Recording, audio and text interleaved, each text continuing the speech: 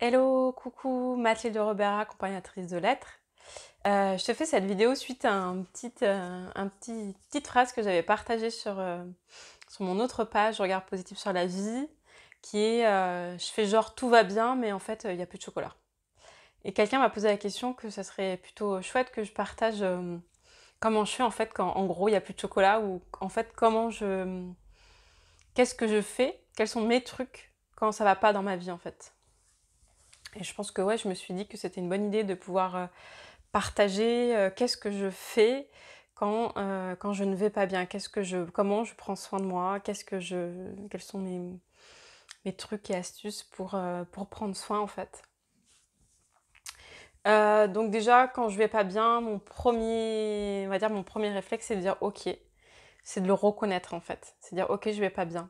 Parce que je vois que dans mon éducation et dans mon conditionnement, souvent j'ai pu vouloir absolument aller mieux.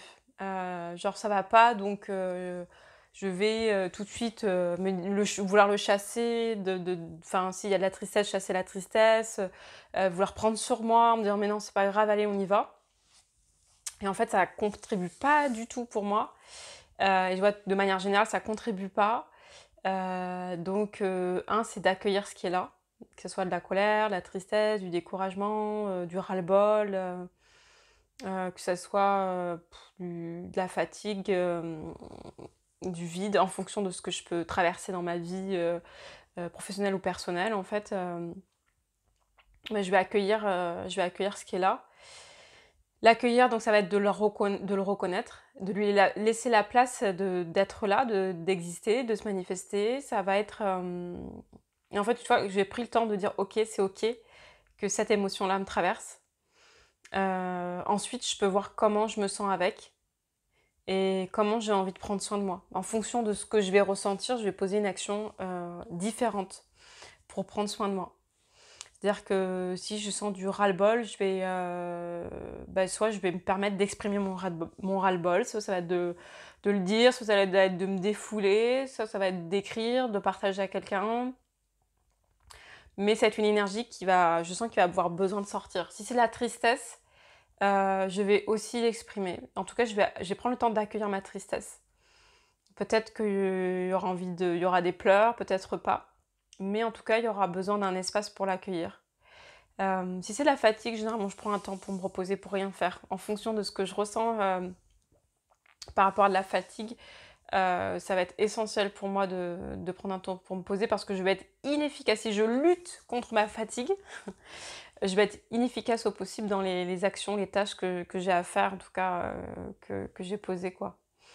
Donc la fatigue, c'est je prends un temps, généralement c'est pas très long en plus, hein, 10-15 minutes, je me pose et ça va mieux après. Ça c'est essentiel, quoi. Et puis, je me rappelle que toute émotion qui vient, elle termine en fait, elle a une durée de vie et que ça va passer en fait. J'essaye pas de me raconter des histoires par-dessus, je suis juste dans ok, là il y a ça qui est là. Parfois je vais voir qu'est-ce qu'il y a derrière en fait. Ok, ça vient de là. Ok, est-ce que je peux faire quelque chose par rapport à ça? Et donc la deuxième étape, c'est de voir en fonction de ce qui est là, est-ce que c'est juste une émotion qui a besoin de me traverser?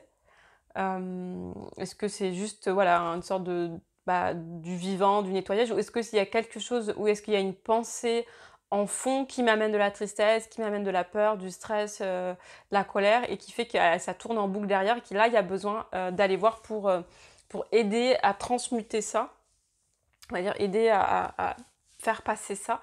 Et dans ces cas-là, donc soit je vais aller voir par moi-même, si vraiment je suis bloquée, je vais demander à quelqu'un soit de m'accompagner, de m'écouter, soit un ami, un coach, un thérapeute que je peux connaître qui va m'aider à ça.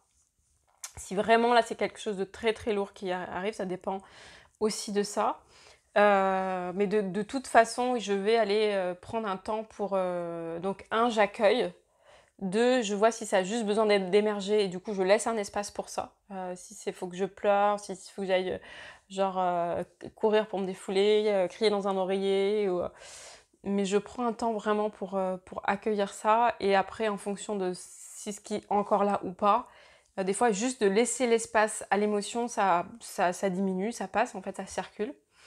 ou voir s'il y a quelque chose qui résiste derrière, en termes de pensée, d'émotions, d'histoires qui se racontent. Et dans ces cas-là, il y a besoin peut-être, d'aller voir pour, aider à transmuter la pensée, aller rassurer s'il y a besoin d'aller rassurer quelque chose.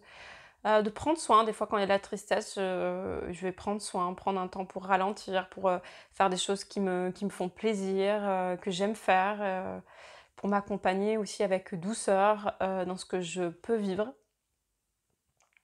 Parfois, quand il y a certaines pensées, c'est un petit coup de pied au cul, que je me mets en disant: «Mais, ça suffit quoi, arrête de te raconter ces histoires-là qui sont pas du tout au service».